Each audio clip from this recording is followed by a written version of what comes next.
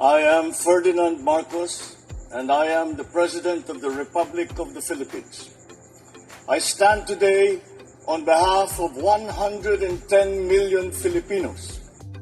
Paul and hello universe, it's me again. Shoutout sa inyo mga beswa, sa mga Marcos loyalists and supporters mga bes. Ayan, ang Pangulo umikot na nang umikot sa buong Pilipinas mga bes. Ito ay kuha yan sa Quezon Province o Port of Mauban. But siyempre guys, ay kasama po ang congressman at ang mga ahensya ng gobyerno. At naglilibot ang Pangulong Marcos Jr. Basahin natin, okay? Ang sinabi dito, President Ferdinand R. Marcos Jr. Conduct a site inspection in the municipality of Mauban, Quezon Province on July 26, 2024 to assess the impact of Super Typhoon Carina and enhance southwest monsoon. As a part of his visit, the President reviews the flood control mitigation plan of the municipality, a crucial initiative aimed at shielding the locality from the storms surge and protecting the residents living along the way. The plan is designed to mitigate flooding by providing a natural barrier against storm surge. He also assessed the Mauban Fort, a maritime hub, but the local community and nearby regions that facilitate the transportation of goods and passengers, including locals and tourists heading to Cagbalite Islands and adjacent municipalities. The Mauban local government units is seeking support from the national government to complete the storm surge protection or by walk project, as well as to develop the Mauban port infrastructure. This project will not only provide enhanced protection against storm surge but also contribute to a long-term flooding mitigation efforts in the area. So yun mga bes, panoorin natin. Ayan, tapos panoorin din natin guys ang pag-iikot niya po sa Rizal, San Mateo, Rizal. At panoorin din natin ang pag-iikot niya guys papuntang Rizal, Agoy, San Mateo Rizal, Marikina I think, no? So ito, ganyan dapat ang leader umiikot para malaman kung ano ang problema. So ito, titingnan natin. Ito po yung briefing niya, no? Diyan po sa Quezon kanina. So hindi natin ipaparinig dahil wala naman boses, puro music lang. Alam nyo, no? Mayroon lang akong ikukorek dito po sa nagpapalabas or naninira sa Pangulo tungkol po dito sa 5,500 na flooding control, no? Sana po mag-research kayo muna bago kayo manira or kukuda-kuda sa ating mahal na Pangulong Marcos Jr. Kasi po hindi po maganda yung ginagawa nyo, no? Sa mga DDS naman, tigil-tigilin nyo yung maninira sa Pangulo. Alam nyo, ang Pangulo ginagawa niya na nga lahat para ma-solve yung problema. Pero kayo naman, tudo panira kayo. Bakit po kayo ganyan? Hindi ba nyo iniisip yung ibig sabihin ng 5,500 flooding control? Hindi po sa isang lugar yan. Hindi po sa Maynila po yan mga kababayan. Yan out of the Manila. Ibig sabihin, sa iba't ibang lugar po ang flooding control ng Pangulo. Hindi po sa Maynila. Alam nyo ba, yung flooding control yan, panahon pa ng mga past administration, si Pangulong Marcos lang ang magtutuloy, lalo nito kay Digong. Rearrangement ang flooding control sa Maynila, mga kababayan, sa panahon ni Digong pa yan. Tingnan nyo, hindi nyo ba iniisip yun na aayusin ng Marcos administration yung flooding control, tapos isisisi nyo sa kanya? Yung 5,500, yan po out of Manila, sa iba't ibang lugar, Nueva Ecija, di ba? Nueva Vizcaya, saan? Mag-research kayo, pumunta kayo sa DPWH mga kababayan, nandoon po lahat. Iwasan nyo ang manira. Hindi po isang lugar ang 5,500. Sa iba't ibang dako ng Pilipinas yan, region by region yan. Sa Maynila, yung flooding control yan, panahon pa ni Digong. Rearrangement pa yan. Kaya nga sabi nga ng Pangulo, i-check niya kung ano ang problema. Sabi niya nga, 'di ba, sa bagong interview niya, new design ng flooding control. So ibig sabihin mga kababayan, may mali.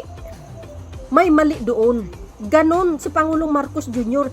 Ini-inspeksyon niya kung alin ang problema, bakit nagkaganon.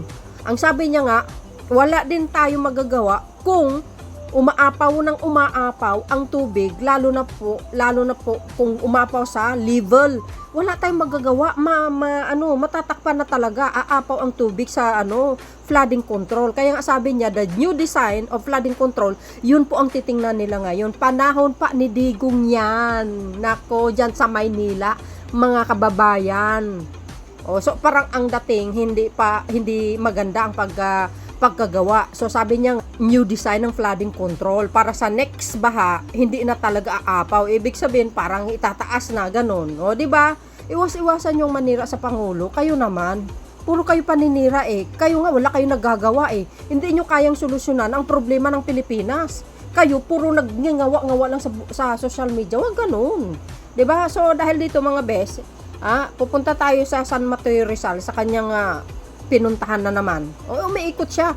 In-inspect niya kung anong problema. Ganun dapat ang leader. So, panoorin natin ito, okay? Yan. Ayan, kumbaga, isang araw, ang dami-dami niyang pinuntahan na lugar. Yan po naman sa Rizal. July 26, 2024. San Mateo Rizal. Of course, guys, no?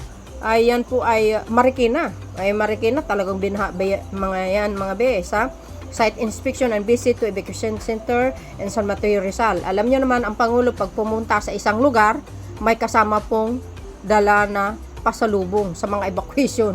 Ibig sabihin, ang DSWD, namimigay po ng tulong ang Pangulo through DSWD, and plus, kung anong problema, siyempre, milyones na naman yan. Ganon si Pangulong Marcos Jr. ka-hands-on. Dahil gusto niya, konkreto, yung mga flooding control. Look naman yung flooding control niya sa Nueva Ecija, sa mga lugar.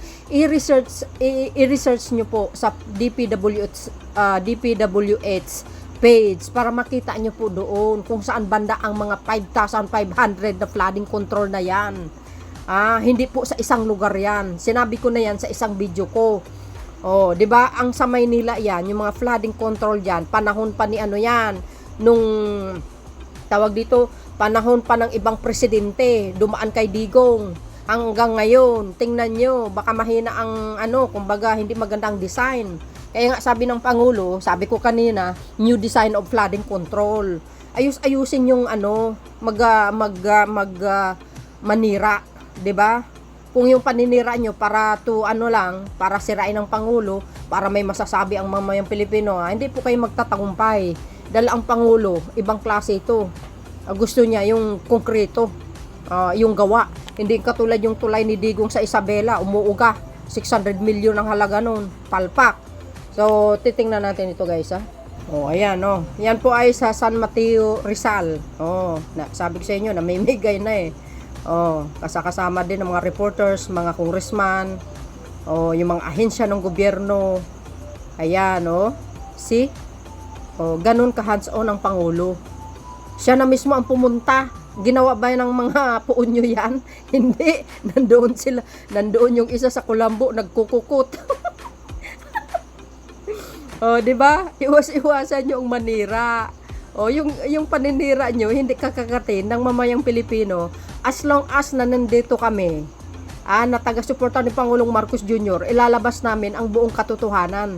Sabi ko nga, i-spread natin ang mga good news galing sa Marcos administration at yung mga magagandang programa ng Pangulo. 'Di ba? Para naman ma-inform ang mamamayang Pilipino, kasi minsan ang iba nating mga kababayan naniniwala sa mga nagpapakalat ng fake news.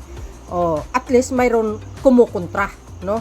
Marami talagang mga supporters ni Pangulong Marcos Jr. na content creator pinapalabas nila yung mga good news galing sa Pangulo yung Marcos administration. Well, of course, sana ako doon. Lahat ng video ko hindi fake niyan. Mayroon tayong mga real source na pinagkukuhanan niyan, mga kababayan. Matakot kayo. Mamaya kakasuhan kayo sa mga pinaggagawa niyong nagpapakalat ng fake news. Well, as you can see guys, tingnan nyo. Sana pwersa yan ang ating mga kababayan, tulong-tulong. Alam nyo, pag ang isang Pangulo masipag, puro tulong lang ang ginagawa, siyempre, ang mga kababayan natin, makiisa din ng mga yan. 'Di ba?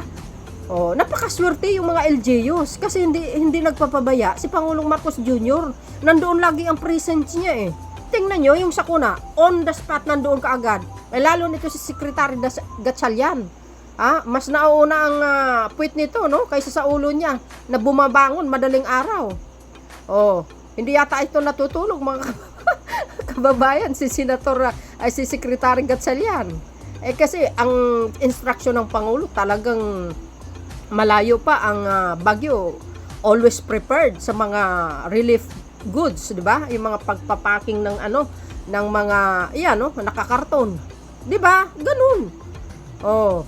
Si Pangulong Marcos Jr. nauuna po 'yan. Magsasalita na lang ang Pag-asa. I-inform ang Malacanang, sabi ko sa inyo, tawag ka agad yan sa DSWD, ganito, prepare na kayo kaagad, darating ang bagyo.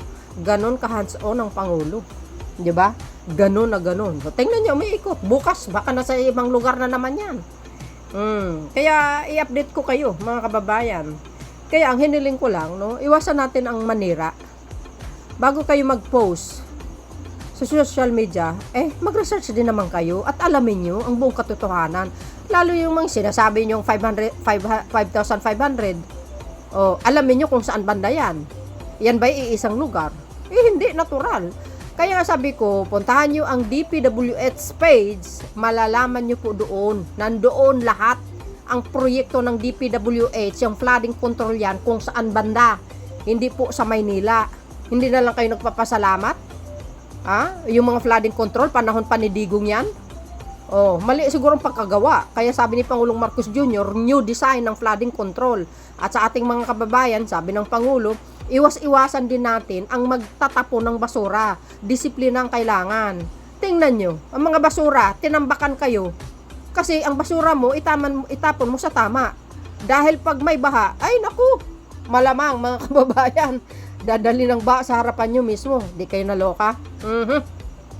So, dahil dito mga bes, pakinggan nga natin ang kanyang interview, okay? So, yes, as much as possible, it will be up to the school to decide what they kung kaya o hindi. Siguro yung iba, mapipilitan, they will conduct classes outside of the school building, makapag-klase lang. Tingnan natin. Ganyan naman, nasanay na tayo sa pandemic. Kahit hakanapan natin ng paraan para magkaroon pa rin ng pasok. Anong guidance po sir sa DepEd? Ang guidance po ninyo sa DepEd? Yun, gawin nyo lahat. Buksan yung pagpasok, gawin nyo hanggat maaari kung kaya nyo buksan. That's the usual, hanggat maaari, open the schools and conduct classes. But there are areas na hindi talaga pwede. Thank you. So yun mga kababayan, narinig nyo yung maikling interview niya regarding sa pasukan sa Lunes, di ba? At depende na sa mga teachers, pwede sila mag-klase sa labas kung hindi talaga pwede sa loob dahil baha pa. Ganun ang sabi ng Pangulo. See? So, ayan, San Mateo, Rizal, Marikina yan mga bes, okay?